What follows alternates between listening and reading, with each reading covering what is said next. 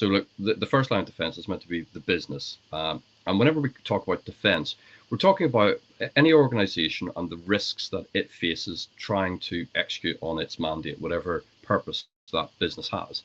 And the first line of defense, the business, ultimately, they're creating the risk by, being in existence and doing something. So they need to figure out how to prevent those risks from happening. And internal auditors look at processes and primarily controls, which are meant to prevent those risks from crystallizing.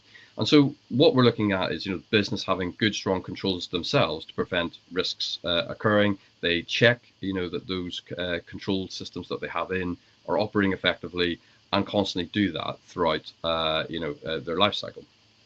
Second line of defense, and especially you'll see this in financial services, are different assurance functions that exist that are independent of the business, but operate in a partnership role in many cases, and that can be areas like compliance functions, assurance functions, risk management functions, who again are constantly checking that the risks that the business is facing are not happening and are being well managed.